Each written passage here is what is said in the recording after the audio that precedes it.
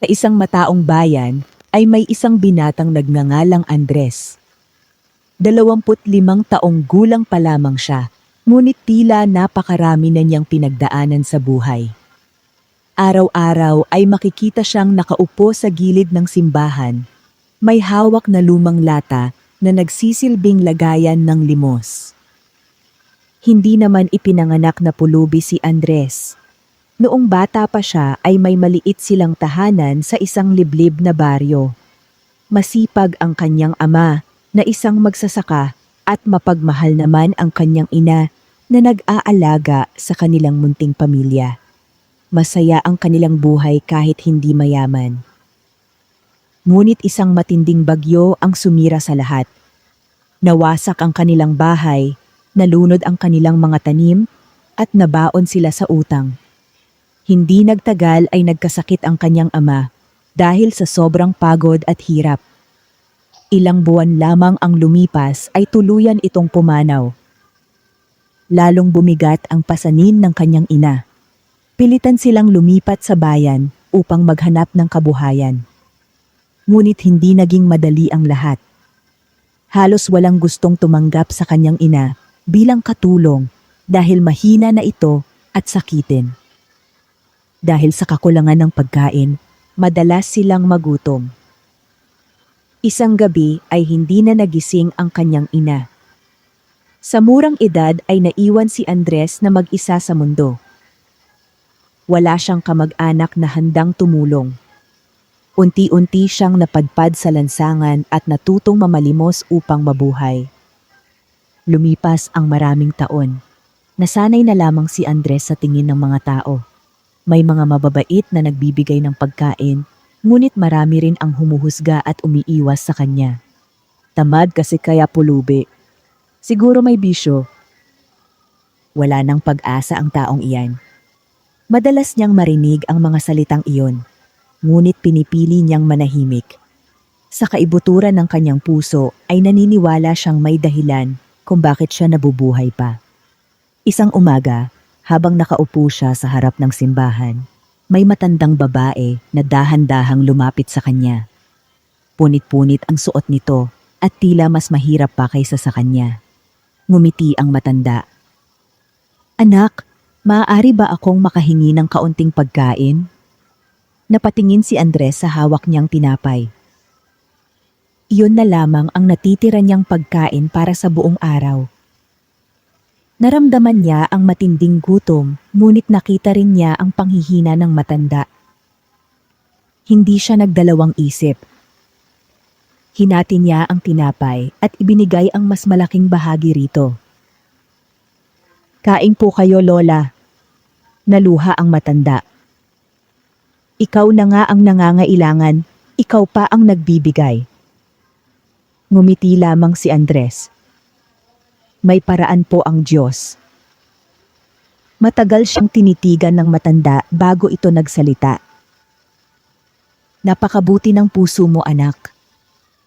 Pagkatapos ay tumayo ito at naglakad palayo. Hindi na iyon pinansin ni Andres. Ngunit hindi niya alam na iyon na pala ang simula ng pagbabago ng kanyang buhay. Kinagabihan, habang naghahanap siya ng matutulugan sa ilalim ng isang lumang waiting shed, may napansin siyang kakaibang liwanag malapit sa isang puno. Nagtaka siya. Lumapit siya rito at nakita ang isang maliit na kahong kahoy na tila bago pa lamang. Wala siyang ideya kung saan ito nanggaling. Maingat niya itong binuksan.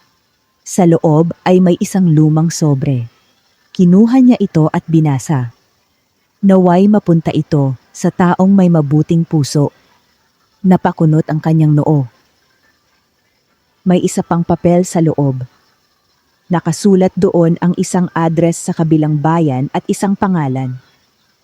Hindi niya maintindihan ang kahulugan nito. Ngunit may kakaibang pakiramdam siyang nagsasabing kailangan niyang sundan ang nakasulat. Kinabukasan ay maaga siyang naglakad. Mahigit 3 oras niyang tinahak ang mahabang daan patungo sa address na nasa sulat. Pagdating niya ay nakita niya ang isang napakalaking bahay. Halatang pagmamay-ari iyon ng mayamang pamilya. Nahiya siyang pumasok. Marumi ang kanyang damit at gusot ang kanyang buhok. Ngunit dahil sa pag-uusisa ay nilapitan niya ang gate. Biglang may lumabas na gwardiya. Ano ang kailangan mo? Ipinakita ni Andres ang sulat. Napakunot noo ang gwardiya at agad itong dinala sa loob. Ilang minuto ang lumipas ay bumalik ito. Hinahanap ka ng may-ari. Lalong nagtaka si Andres. Pumasok siya sa malaking bahay at doon ay sinalubong siya ng isang matandang lalaki na nakaupo sa wheelchair. Matagal siyang tinitigan nito. Pagkatapos ay ngumiti. Sa wakas ay dumating ka rin. Nagulat si Andres. Hindi ko po kayo kilala. Tama ka, ngunit matagal na kitang hinihintay. Hindi alam ni Andres kung ano ang sasabihin. Pakiramdam niya ay may malaking lihim na malapit ng mabunyag. At iyon ang lihim na magbabago sa kanyang kapalaran magpakailanman. Tahimik na naupo si Andres sa harap ng matandang lalaki. Napakalawak ng sala ng bahay. May mamahaling kasangkapan sa bawat sulok at mga larawan ng pamilya na nakasabit sa dingding. Pakiramdam ni Andres ay ibang mundo ang kanyang napasukan. Huwag kang matakot, sabi ng matanda. Ako si Don Federico. Magalang na yumuko si Andres. Magandang araw po. Ngumiti ang matanda. Alam mo ba kung bakit ka narito? Umiling si Andres. Hindi po. Kumuha ng isang lumang larawan si Don Federico mula sa mesa. Iniabot niya ito kay Andres. Pagkakita niya sa larawan ay nanlaki ang kanyang mga mata. Nasa larawan ang kanyang ama. Hindi siya maaaring magkamali. Kilala niya ang mukhang iyon. Ang ama ko po ito. Tumango ang matanda. Oo. Nanginig ang mga kamay ni Andres. Paano ninyo po siya kilala? Napabuntong hininga si Don Federico. Maraming taon na ang nakalipas, muntik na akong mamatay sa isang aksidente. Tahimik siyang nakinig. Nahulog ang sasakyan ko sa bangin habang bumibiyahe. Napatingin ang matanda sa bintana na tila inaalala ang nakaraan. Maraming taong dumaan, ngunit walang tumulong sa akin. Huminto siya sandali. Maliban sa iyong ama. Napuno ng emosyon ang kanyang boses. Siya ang nagligtas sa aking buhay. Nagulat si Andres. Hindi pa niya kailanman narinig ang kwentong iyon. Sinubukan ko siyang hanapin pagkatapos ng aksidente upang gantihan ang kanyang kabutihan. Tumikhim si Don Federico. Ngunit lumipat na pala kayo noon. Natahimik si Andres. Matagal ko siyang hinanap. Ilang taon akong naghahanap. Ngunit hindi ko siya nakita. Nakita niya ang lungkot sa mukha ng matanda. At nang matagpuan ko ang impormasyon tungkol sa kanya, nalaman kong pumanaw na pala siya. Napayuko si Andres. Masakit pa rin para sa kanya ang alaala ng kanyang ama. Tuluyan na sana akong sumuko. Ngunit kamakailan ay nalaman kong may anak siyang naiwan. Napatingin si Andres. Ako po, tumango si Don Federico. Ikaw. Biglang pumasok sa isip ni Andres ang matandang babaeng binigyan niya ng tinapay. Pero paano ninyo po ako nakita? Ngumiti si Don Federico. Iyon ang mas nakakagulat. May inilabas siyang larawan. At muling nanlaki ang mga mata ni Andres. Nasa larawan ang matandang babaeng kanyang tinulungan. Si Lola! Tumawa ng mahina si Don Federico. Hindi siya simpleng pulubi. Lihim siyang tumutulong sa akin upang makilala ang tunay na ugali ng mga taong nakakasalamuhan niya. Hindi makapaniwala si Andres. Ikinuwento niya ang ginawa mo. Sinabi niyang kahit gutom ka ay ibinigay mo pa rin ang huling pagkain mo. Natahimik si Andres. Para sa kanya ay normal lamang ang ginawa niya. At doon ko nalaman na ikaw ang anak ng taong minsang nagligtas sa akin. Lumapit si Don Federico. Hindi lamang kabutihan ng iyong ama ang nakita ko. Nakita ko rin ang kabutihan mo. Hindi malaman ni Andres kung ano ang mararamdaman. Parang panaginip ang lahat. Makalipas ang ilang sandali ay may inilapag na mga dokumento sa mesa. Ano po ito? Ngumiti si Don Federico. Isang bahagi ng aking pasasalamat. Binuksan ni Andres ang dokumento at halos mahulog siya sa kinauupuan. May nakasaad na lupa, negosyo at malaking halaga ng pera na ililipat sa kanyang pangalan. Hindi po maaari ito. Tumayo siya agad. Napakalaki po nito. Tumango ang matanda. Hindi nito mababayaran ang utang na loob ko sa iyong ama. Naluha si Andres. Sa unang pagkakataon matapos ang napakaraming taon, nakaramdam siya ng pag-asa. Ngunit hindi niya alam na kasabay ng himalang ito ay darating din ang mga taong magtatangkang agawin ang kanyang bagong buhay. Hindi pa rin makapaniwala si Andres habang hawak ang mga dokumentong inilapag ni Don Federico sa mesa. Paulit-ulit niyang binabasa ang mga nakasulat doon. May mga lupain, may mga negosyo, at may malaking halaga ng pera na sapat upang baguhin ang kanyang buhay magpakailanman. Don Federico, hindi ko po ito matatanggap, mahina niyang sabi. Ngumiti ang matanda. Bakit hindi? Hindi ko po pinaghirapan iyan. Tumango si Don Federico. Iyan din ang dahilan kung bakit karapat-dapat ka. Nagulat si Andres.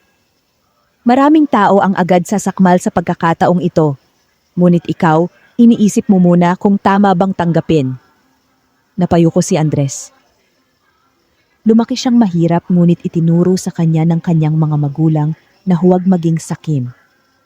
Lumapit si Don Federico at inilagay ang kamay sa kanyang balikat.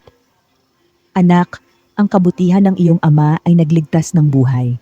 Ang kabutihan mo naman ang nagpatunay na ikaw ay karapat-dapat sa biyayang ito.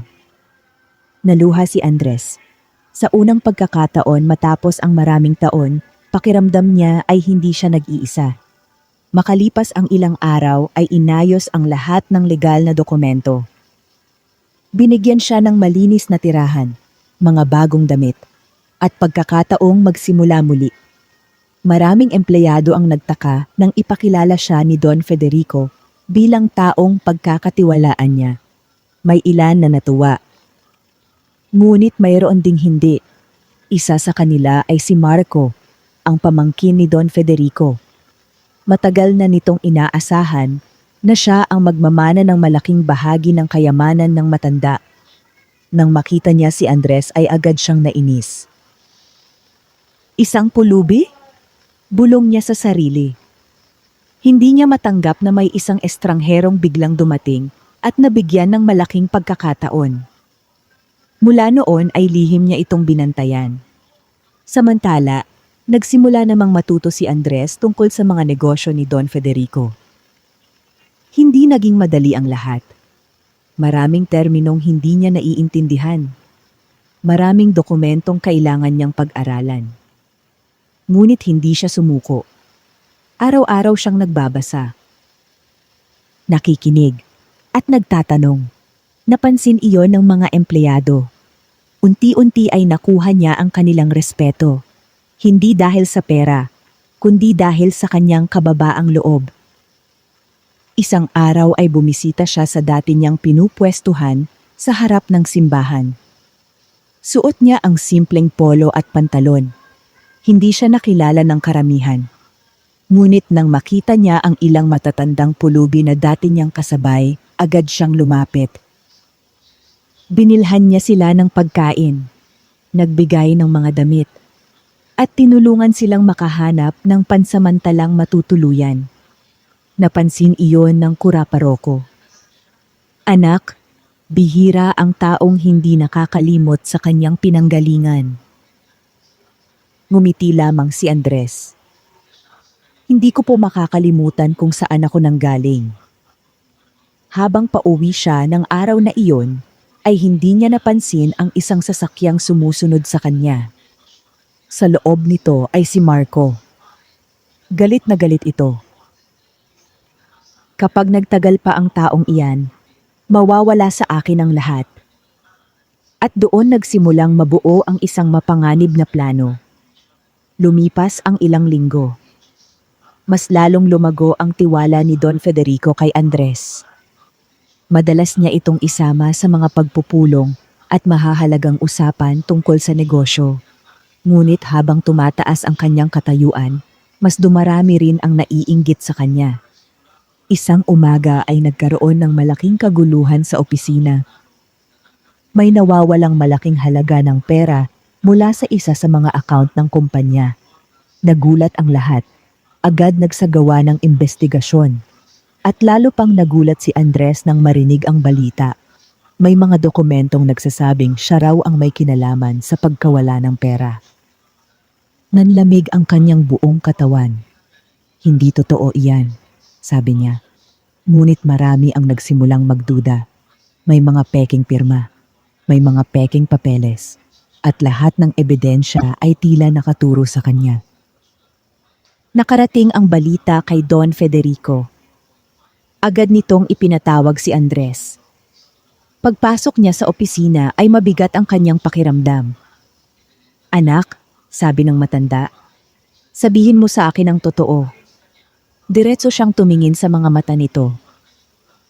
Wala po akong kinuha kahit isang sentimo. Tahimik si Don Federico. Pagkatapos ay ngumiti ito. Alam ko. Napaluha si Andres. Naniniwala po kayo sa akin? Mas kilala ko ang pagkatao mo kaysa sa iniisip mo.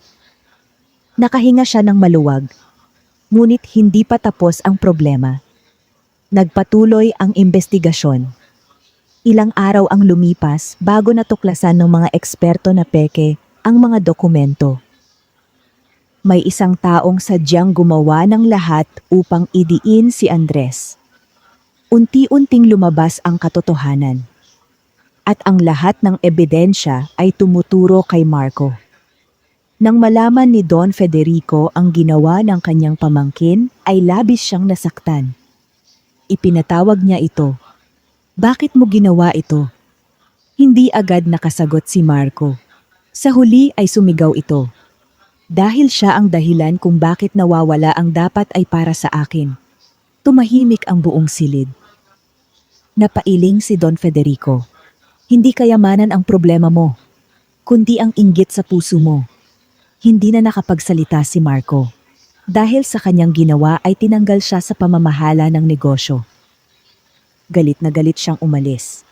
Ngunit bago siya tuluyang mawala, ay binalingan niya si Andres. Hindi maganda ang tingin nito. At alam ni Andres na hindi pa rito magtatapos ang kanilang alitan. Samantala, lalo namang tumibay ang tiwala ni Don Federico sa kanya. Ngunit isang gabi, habang nakatanaw siya sa hardin ng malaking bahay, may dumating na isang liham. Wala itong pangalan ng nagpadala. Nang buksan niya ito ay nanlaki ang kanyang mga mata. May nakasulat na isang lihim tungkol sa kanyang pamilya. Isang lihim na matagal nang nakabaon sa nakaraan. At ang lihim na iyon ay may kapangyarihang baguhin muli ang kanyang buhay. Hindi makatulog si Andres matapos mabasa ang liham. Paulit-ulit niyang tinitigan ang mga salitang nakasulat doon. May iisang mensahe lamang. Hindi aksidente ang lahat ng nangyari sa iyong pamilya. Hanapin mo ang katotohanan sa lumang baryong pinagmulan mo. Walang lagda, walang pangalan, walang anumang palatandaan kung sino ang nagpadala. Ngunit sapat na iyon upang guluhin ang kanyang isip. Buong buhay niya ay naniwala siyang ang lahat ng nangyari sa kanilang pamilya ay dulot lamang ng malas at mga pagsubok. Ngunit paano kung may mas malalim pang dahilan? Kinabukasan ay ipinakita niya ang liham kay Don Federico. Tahimik itong nagbasa. Hindi natin alam kung sino ang sumulat nito. sabi ng matanda. Pero kung gusto mong malaman ang katotohanan, tutulungan kita. Nagpasalamat si Andres. Makalipas ang 2 araw ay nagtungo sila sa baryong kanyang kinalakihan. Mahigit 10 taon na ang lumipas mula nang huli niya itong makita. Marami nang nagbago. May mga bagong bahay, may mga bagong tindahan. Ngunit naroon pa rin ang mga alaala. Habang naglalakad siya ay bumalik sa kanyang isip ang masasayang araw kasama ang kanyang mga magulang. Napahinto siya sa dating kinatitirikan ng kanilang bahay. Puro damo na lamang ang naroon. Tahimik siyang tumingin sa paligid. Biglang may lumapit na matandang lalaki. Ikaw ba si Andres? Nagulat siya. Opo. Nanlaki ang mga mata ng matanda. Kamukhang kamukha mo ang iyong ama. Nagpakilala ito bilang Mang Isko, isa sa mga matagal ng residente ng baryo. Nang marinig nito ang dahilan ng kanilang pagpunta, ay napabuntong hininga siya. Matagal ko nang gustong sabihin ang totoo. Napatingin si Andres. Anong totoo po? Tumingin muna si Mang Isko sa paligid bago nagsalita. Noong nabubuhay pa ang iyong ama, may isang mayamang negosyante na gustong bilhin ang lupang sinasaka niya. Nagtaka si Andres. Lupa? Tumango ang matanda. Napakayaman ng lupang iyon. Ngunit tumanggi ang iyong ama. Nagsimulang bumilis ang tibok ng puso ni Andres. Pagkatapos noon, sunod-sunod na ang problema. May mga pananim na sinira. May mga pagbabanta. At may mga taong pilit siyang pinapaalis. Parang unti-unting nabubuo ang isang malaking palaisipan. May kinalaman po ba iyon sa pagkamatay ng aking ama? Tahimik si Mang Isko. Hindi ko alam. Pero sigurado akong may mga taong gustong mawala siya sa lugar na iyon. Natahimik si Andres. Sa unang pagkakataon ay nagkaroon siya ng pagdududa sa lahat ng kanyang pinaniwalaan. Bago sila umalis ay may iniabot na lumang kahon si Mang Isko. Ito ang iniwan ng iyong ama. Nanlaki ang mga mata ni Andres. Mula pagkabata ay hindi niya alam na may natitira pa palang gamit ang kanyang ama. Dahan-dahan niyang binuksan ang kahon. Sa loob ay may mga lumang dokumento, mga litrato, at isang maliit na susi. Ngunit ang pinakanagulat siya ay ang isang lumang mapa at may nakabilog na bahagi ng lupa sa bundok malapit sa baryo. Hindi niya alam kung ano ang kahulugan nito. Ngunit pakiramdam niya ay may mahalagang lihim na nakatago roon. Kinagabihan ay hindi mapakali si Andres. Paulit-ulit niyang pinag-aralan ang mapa. May mga marka itong hindi niya maintindihan. May mga simbolo. May mga guhit. At tila may direksyong sinusundan. Napansin iyon ni Don Federico. Sa tingin ko, may nais ipamana sa iyo ang iyong ama. Kinabukasan ay nagpasya silang sundan ang mapa. Kasama ang ilang mapagkakatiwalaang tauhan, nagtungo sila sa bundok. Mahaba ang kanilang nilakad. Matarik ang daan. Ngunit hindi sumuko si Andres. Pakiramdam niya ay bawat hakbang ay mas inilalapit siya sa katotohanan. Pagkaraan ng ilang oras ay narating nila ang isang lumang bahagi ng kagubatan. Tahimik ang paligid. Halos walang tao ang dumaraan doon. Tiningnan ni Andres ang mapa. Pagkatapos ay itinuro ang isang malaking puno. Parang dito. Lumapit sila. At doon nila napansin ang isang bagay na nakabaon sa lupa. Agad nila itong hinukay. Ilang minuto ang lumipas. Lumitaw ang isang malaking bakal na kahon. Nanlaki ang kanilang mga mata. Kinakabahan si Andres habang inilalabas ang maliit na susi mula sa kahon ng kanyang ama. Maingat niya itong isinuksok sa kandado. At dahan-dahan niyang binuksan ang takip. Napaatras ang lahat sa gulat. Punong-puno iyon ng mahahalagang dokumento. May mga titulo ng lupa, mga kasunduan, at mga papeles na nagpapatunay na ang ilang lupang inangkin noon ng mayamang negosyante ay hindi pala legal na nakuha. Ngunit hindi iyon ang pinakanakagulat. May isa pang sobre. Nakasulat sa ibabaw nito. Para kay Andres. Nanginginig ang kanyang kamay habang binubuksan ito. Sulat iyon ng kanyang ama. Nagsimulang pumatak ang kanyang mga luha habang binabasa ang bawat salita. Anak, kung nababasa mo ito, nangangahulugang natagpuan mo ang lihim na matagal kong itinago. May mga taong gustong kunin ang lupang ito dahil alam nilang napakahalaga nito. Kung sakaling may mangyari sa akin, nais kong malaman mo na hindi ako kailanman sumuko. Maging mabuti kang tao. Huwag mong hayaang baguhin ng pera ang iyong puso. Tuluyang napaiyak si Andres. Parang muli niyang narinig ang boses ng kanyang ama. Ngunit habang binabasa nila ang mga dokumento ay may isang pangalang paulit-ulit na lumilitaw. Pangalan ng isang negosyanteng matagal nang nawawala. At nang makita iyon ni Don Federico ay bigla itong namutla. Imposible. Napatingin si Andres. Bakit po? Huminga ng malalim ang matanda. Dahil ang taong ito ay ama ni Marco. Biglang tumahimik ang lahat. At doon nila naunawaan na ang alitan nila ni Marco ay mas malalim pa pala kaysa kanilang inaakala. Hindi makapaniwala si Andres sa kanyang narinig. Ama ni Marco. Iyon ang pangalang paulit-ulit na lumilitaw sa mga dokumentong itinago ng kanyang ama. Tahimik ang buong silid habang nakatitig sila sa mga papeles.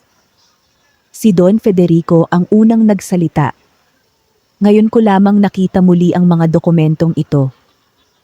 Maraming taon na ang nakalipas, may mga balitang may ilang lupain na nakuha sa paraang hindi legal.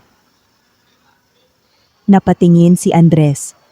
Ibig sabihin po ba, tama ang hinala ng aking ama? Tumango ang matanda. Mukhang oo. Muling tiningnan ni Andres ang sulat ng kanyang ama. Unti-unti niyang nauunawaan kung bakit ito matapang na tumanggi noon. Hindi dahil sa katigasan ng ulo, kundi dahil ipinaglalaban nito ang tama.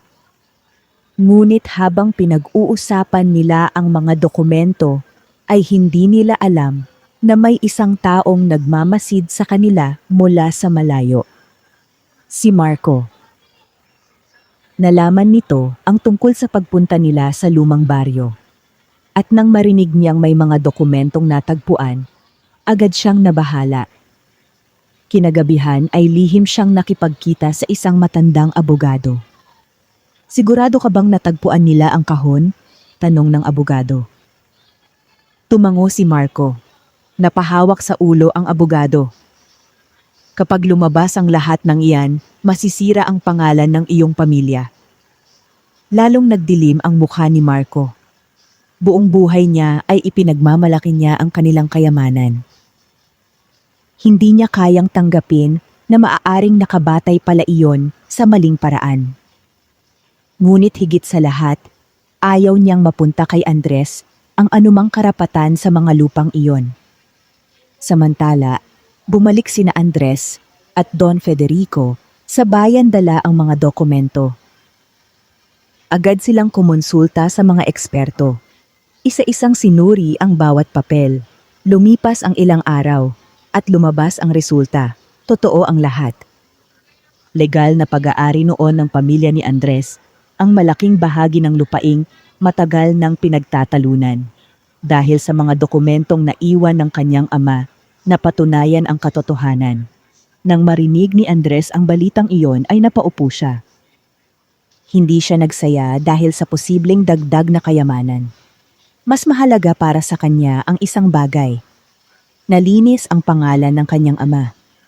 Matagal na panahon niyang narinig ang iba't ibang tsismis tungkol dito. May nagsasabing mahina ito. May nagsasabing nabigo ito sa buhay. Ngunit ngayon, alam na niya ang totoo. Bayani ang kanyang ama, isang taong tumindig para sa tama kahit mahirap. Habang nag-iisip siya ay may pumasok na empleyado. Sir Andres, may bisita po kayo. Paglabas niya ay nagulat siya. Nakatayo roon si Marco. Tahimik lamang ito.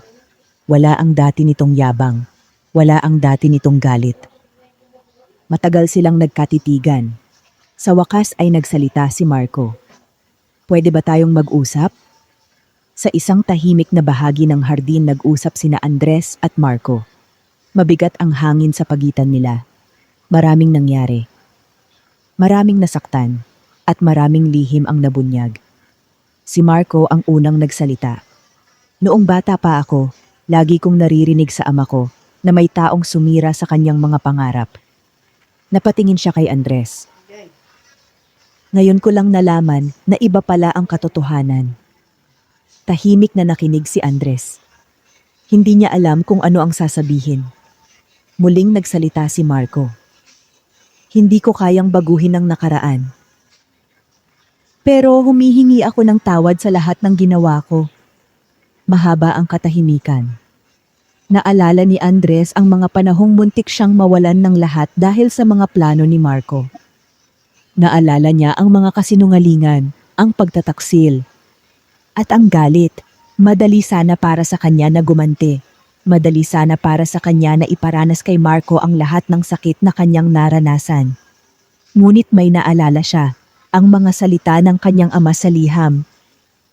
Huwag mong hayaang baguhin ng pera ang iyong puso. Huminga ng malalim si Andres. Pagkatapos ay tumingin siya kay Marco. Hindi ko makakalimutan ang ginawa mo. Napayuko si Marco. Alam ko. Pero pinapatawad kita.